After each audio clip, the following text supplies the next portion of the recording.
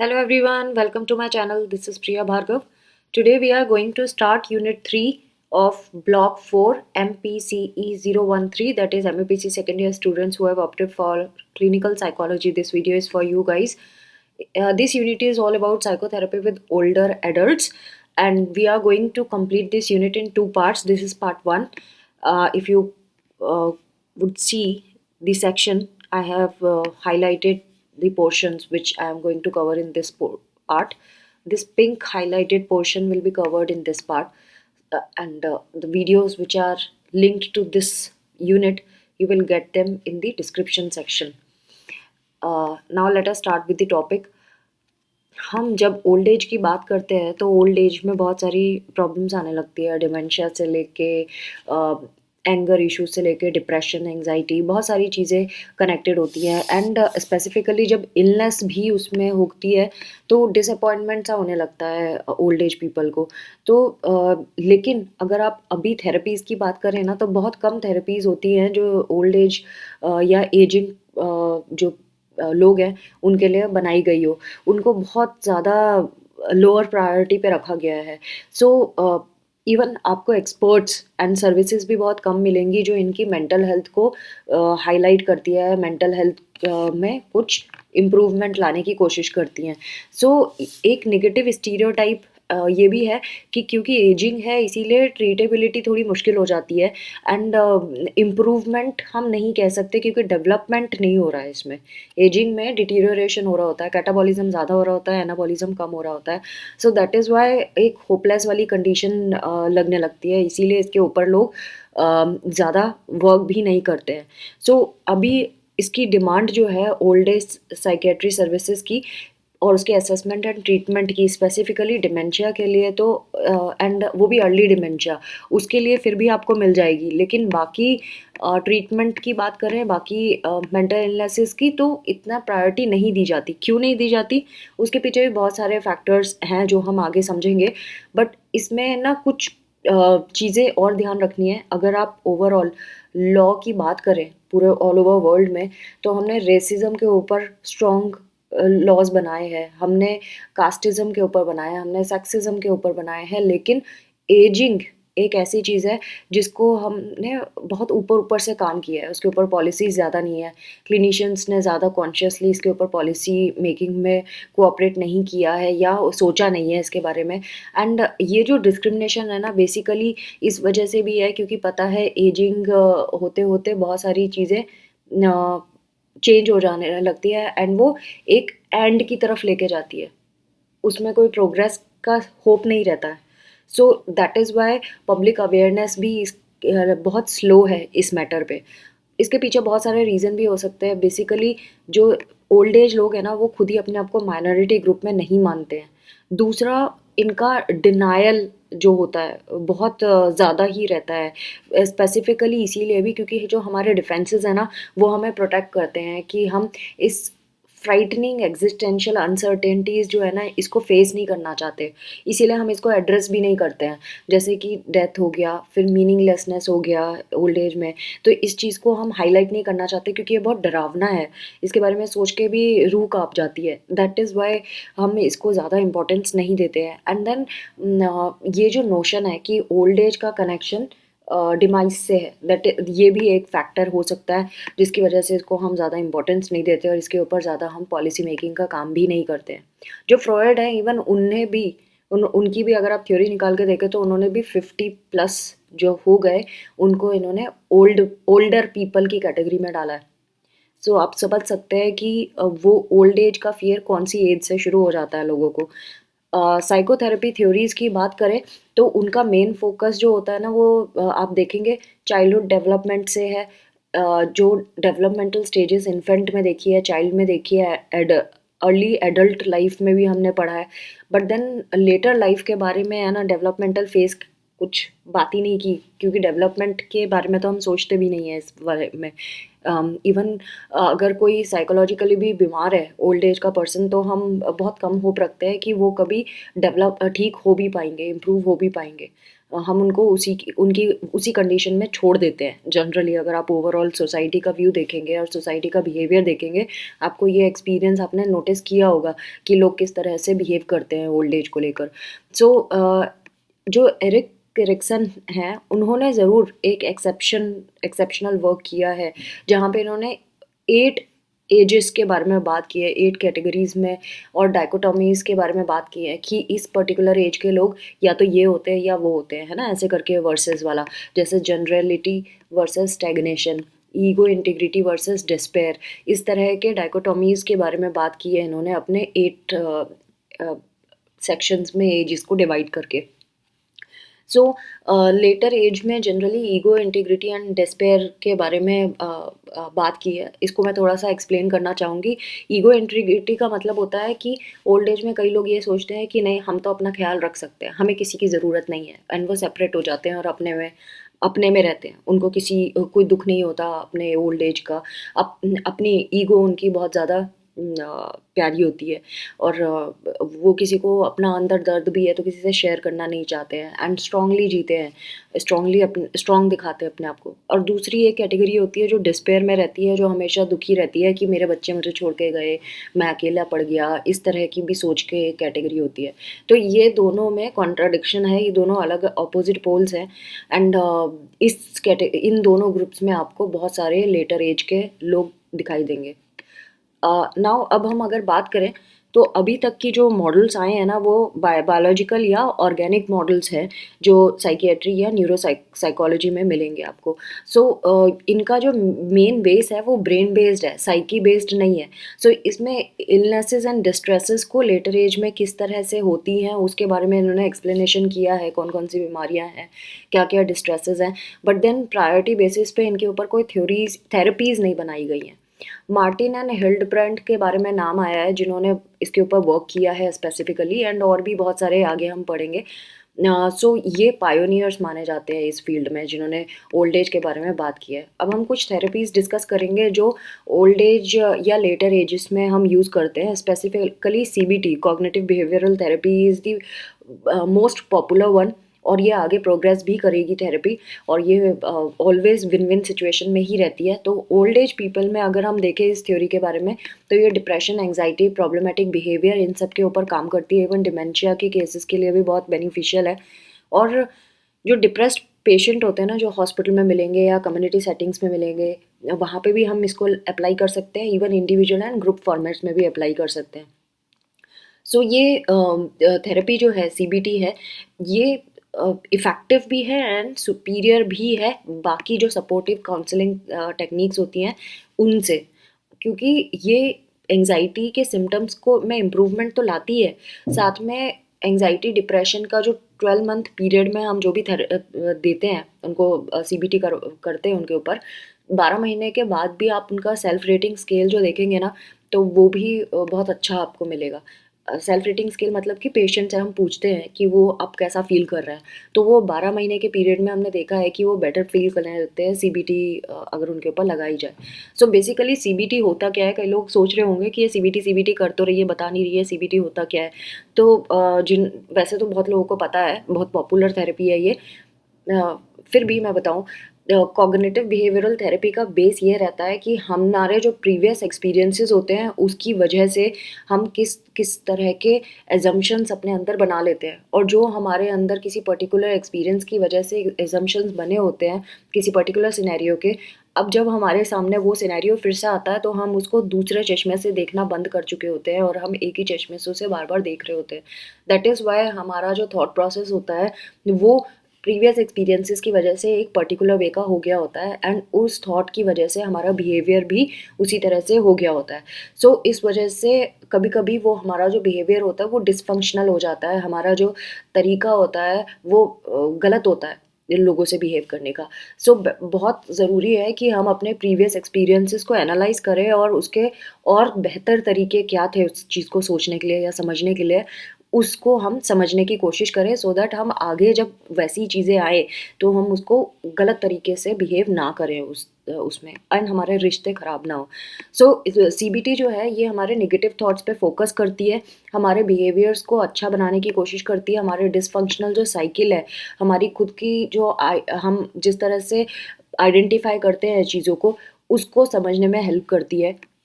हमारे अनहेल्पफुल जो थिंकिंग है उसको चैलेंज करवाते हैं हम लोग, एंड अपने निगेटिव एंड अवॉइडेंट जो बिहेवियर होते हैं उनको रिड्यूस करने में ये हेल्प करती है, पॉजिटिव बिहेवियर पैटर्न को इम्प्रूव करती है। निगेटिव थॉट्स जो भी चलेंगे ना, कुछ ऐसी टेक्निक्स है इसमें जहाँ पे हम निगेटिव थॉट्स को चैलेंज कर सकते हैं विद एविडेंस, कि ये तुमने इस तरह से सोचा और इसका एविडेंस ये है करके। सो हम जब हमारे दिमाग में नेगेटिव थॉट्स आते हैं ना, सपोज आपने कुछ अपने बारे में गलत सोचा, तो अब आप इसको कैसे रेक्टिफाई कर सकते हैं, जब आप उसके अगेंस्ट कुछ ऐसे एविडेंसेस निकाल के लाएं जिसमें ये पता चले कि नहीं, मैं तो ऐसे ही नहीं हूँ, है ना। तो जब आप बहुत सारे पॉजिटिव थॉट्स ऐसे लेके पॉजिटिव एविडेंसेस लेके आते हैं जो उस नेगेटिव थॉट के अगेंस्ट है, तो ऑटोमेटिकली आपका जो बिलीफ है उस थॉट को लेकर, नेगेटिव थॉट की वजह से जो बना था, वो चेंज हो जाता है। तो इस तरह से हम थिंकिंग एरर्स को देखते हैं, एंड देन नेगेटिव थॉट्स को जब चैलेंज करते हैं तो हम ऑल्टरनेटिव व्यू पॉइंट हमारे अंदर आ जाता है। सो इस तरह से ये जो थॉट्स की इंटेंसिटी है उसको हम चेक कर सकते हैं कि कौन सा थॉट बार बार आता है, उसको हम नोट डाउन कर सकते हैं कि ये थॉट मेरे दिमाग में बार बार आता है, एंड देन उसको मॉनिटर करके उसको ट्रीट कर सकते हैं। सो इस तरह से ऐसी अवॉइडेंट बिहेवियर्स होते हैं हमारे, हम कोई चीज़ बार बार अवॉइड करते हैं जो हमारे लिए बेनिफिशियल हो सकती है, लेकिन हमारा अवॉइडेंट बिहेवियर है, इसीलिए हम उस बिहेवियर में नहीं जाते हैं। जैसे कि सपोज पब्लिक स्पीकिंग या कोई प्रेजेंटेशन, आपके ऑफिस में आपको कोई प्रेजेंटेशन के लिए बोला गया है, लेकिन आप क्योंकि पब्लिक आई में आने से डरते हैं तो आप उसको अवॉइड करेंगे, that is your avoidant behaviour. आप एक्सक्यूज़ बना लेंगे, आप बीमार हो जाएंगे, आप छुट्टी मार लेंगे, या फिर आप किसी और को ट्रांसफ़र कर देंगे उस चीज़ को कि तुम कर लेना, मैं नहीं कर सकता, या मेरे यहाँ इमरजेंसी आ गई, ऐसे कुछ ना कुछ कहानी बनाते रहेंगे।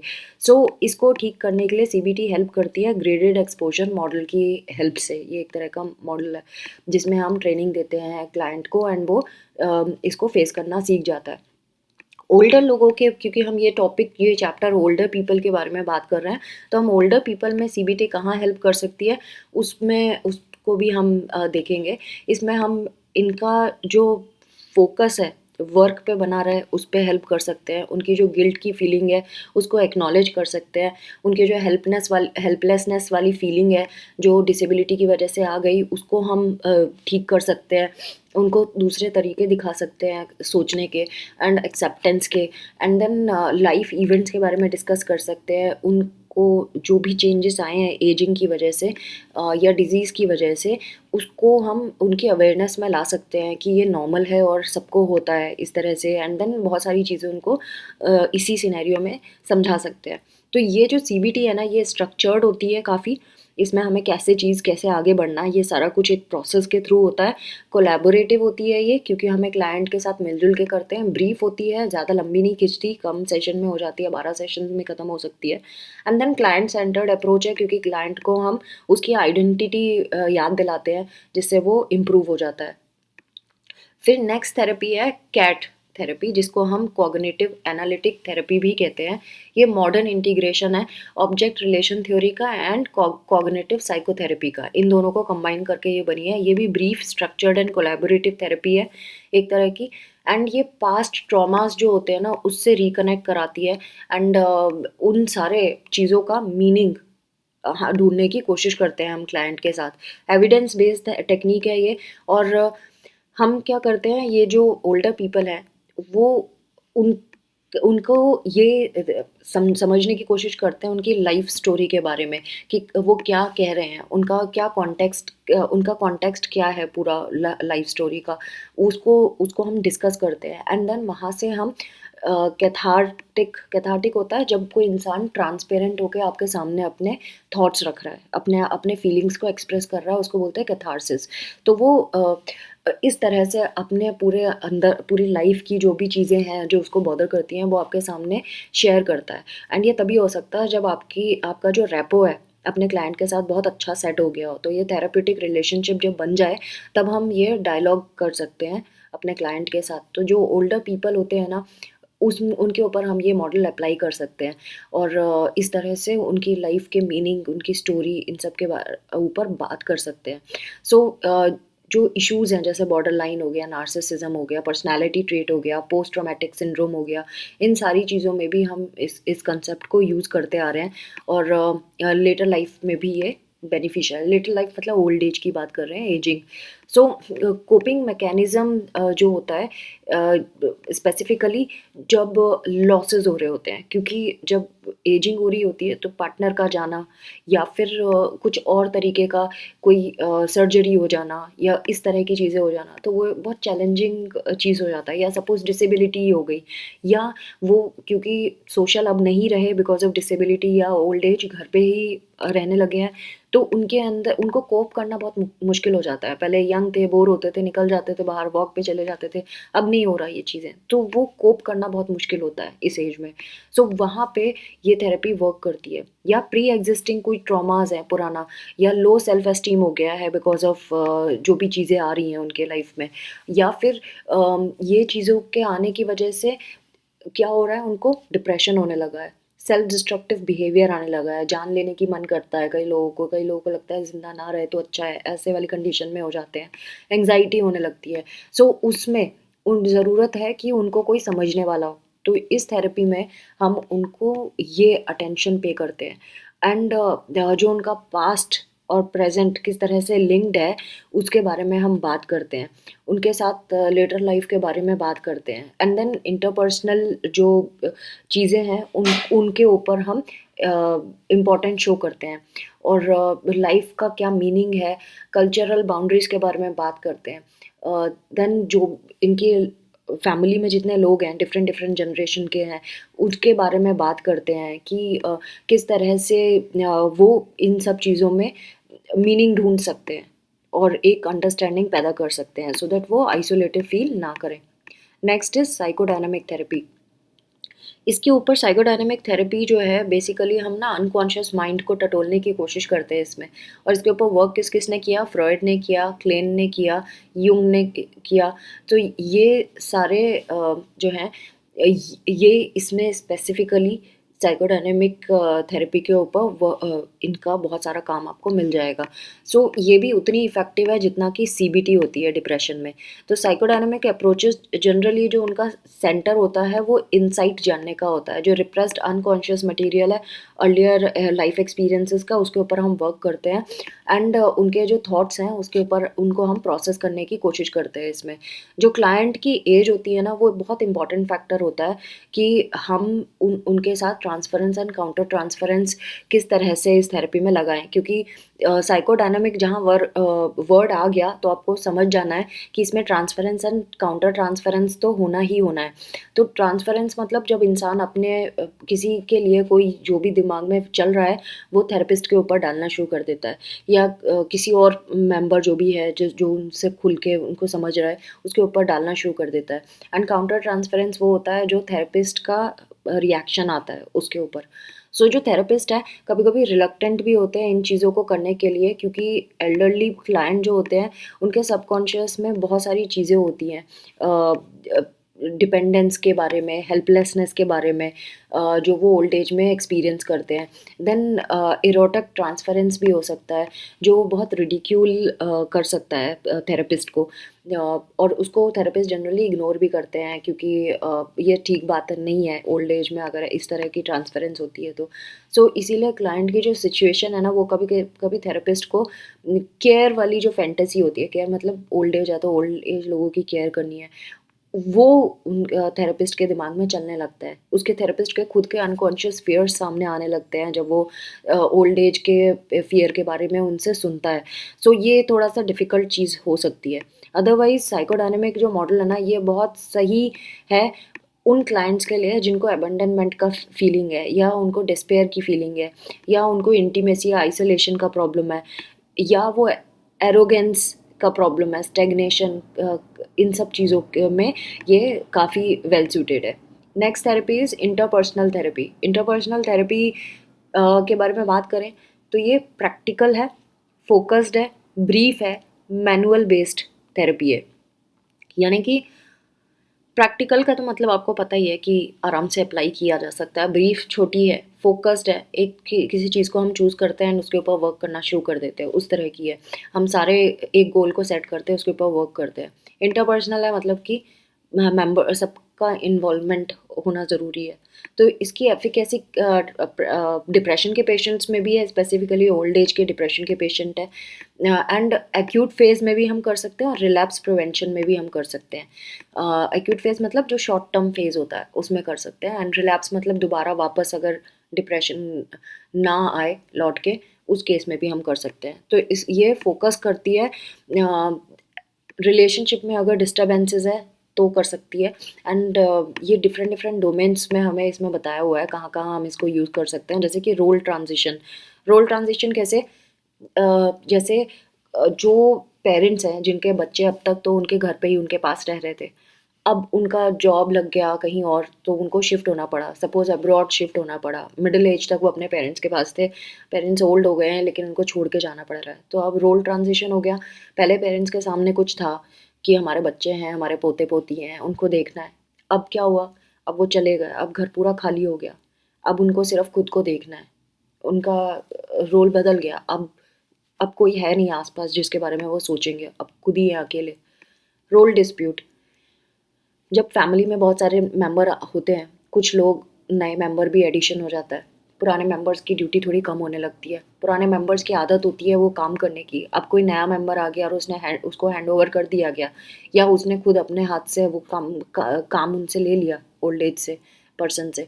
ओल्ड एज पर्सन का अब वो रोल चला गया उसको, जो वो सपोज किचन का ही एग्जांपल ले लेते हैं। जो नई बहू भी आ गई है, मिडिल एज की एक बहू ऑलरेडी है, और एक वो ओल्ड एज लेडी है। ओल्ड एज लेडी पुरानी बहू के साथ मिलकर काम करती थी, अब नई बहू आ गई तो नई बहू एंड पुरानी बहू ने मिलकर काम संभाल लिया, एंड ओल्ड जो लेडी हैं वो उनको बोल दिया कि आप आराम करो, अब आपको किचन में हैंडल करने की ज़रूरत नहीं है। Since she is habitual of doing kitchen work, उनको अब गुस्सा आने लगा है, चिड़चिड़ापन होने लगा है कि मुझसे तो काम छीन गया, अब मैं क्या करूँ। सो वो रोल डिस्प्यूट हो जाता है वहाँ पे। या उन्होंने कुछ कर दिया एंड उन्होंने जो सजा दिया उसका सजाया हुआ सामान हटा के नई बहू ने किसी और तरीके से सजा दिया, वो गुस्सा आने लगता है। देन एबनॉर्मल ग्रीफ, ग्रीफ बहुत सारी चीज़ों का हो सकता है। ग्रीफ का मतलब ये नहीं होता किसी के जाना ही ग्रीफ होता है, कुछ छिन जाना, जॉब चले जाना, किसी दोस्त का दूर हो जाना, ये भी ग्रीफ के अंदर आता है। सो एबनॉर्मल ग्रीफ मतलब जब ग्रीफ बिगड़ जाए, वो ठीक से हील ना हो, तो उसको हम एबनॉर्मल ग्रीफ कहते हैं। नेक्स्ट इज इंटरपर्सनल डेफिसिट, और रिश्ते ख़त्म होने या कम होना। जैसे यही एग्जांपल ले लो आप कि कोई फैमिली मेम्बर्स हैं जो अब्रॉड शिफ्ट हो गए, आधे ही रह गए, तो वो इंटरपर्सनल डेफिसिट हो गया। रिश्ते जो पहले बंधे हुए थे वो अब टूटने शुरू हो गए हैं, कम हो गए हैं। या कोई अचानक से एक्सीडेंट केस में चला जाता है, तो फिर जो कम हो जाता है पर्सन, उसकी डेफिशिएंसी महसूस होने लगती है, उसकी याद आती है बार बार, तो वो वाली चीज़ें। सो ये वाली चीज़ें इस टेक्निक से हम हील कर सकते हैं। जो इंटरवेंशन है उसमें हमारा जो मेन एम होता है वो होता है कि हम कम्युनिकेशन को इम्प्रूव करें, उनकी जो फीलिंग्स हैं उनको एक्सप्रेस करने दें, उनको सपोर्ट करें कि अब इस रिलेशनशिप को वो कैसे रीनिगोशिएट कर सकते हैं, किस तरह से अब नया इक्वेशन बना सकते हैं। सिम्टम्स को रिड्यूस करने में हम हेल्प कर सकते हैं, उनकी फंक्शनैलिटी को इम्प्रूव करने में हेल्प कर सकते हैं, और रिलेशनशिप को कैसे वर्क करना है उसके ऊपर, और डेवलपमेंटल इश्यूज जो हैं लेटर लाइफ के, उसके ऊपर भी हम वर्क कर सकते हैं। Next therapy is systemic family therapy. नाम से पता चल रहा है फैमिली मेम्बर्स का इन्वॉल्वमेंट होगा, एविडेंस बेस्ड है, और हम जब इंडिविजुअल्स को देखते हैं तो हम उनके पूरी फैमिली के बारे में बात करते हैं, उनके रिश्ते कैसे अपने फैमिली मेम्बर्स से, पूरे फैमिली मेम्बर्स का क्या क्या रोल है उसके बारे में बात करते हैं। और ये किस तरह का कम्युनिकेशन फैमिली मेम्बर्स के बीच में होता है उसके बारे में भी हम बात करते हैं। एंड देन अगर डिमेंशिया के जो पेशेंट है उनका फैमिली सेटिंग में हम बताते हैं कि डिमेंशिया में क्या क्या इश्यूज होते हैं, उसको हम कम्युनिकेट करते हैं, एंड इसको कैसे प्रोसेस करना है ये भी फैमिली मेम्बर्स के साथ हम डिस्कस कर सकते हैं। सो जब ये डिसफंक्शनल जो चीज़ें चल रही हैं फैमिली में उसके ऊपर हम वर्क कर सकते हैं।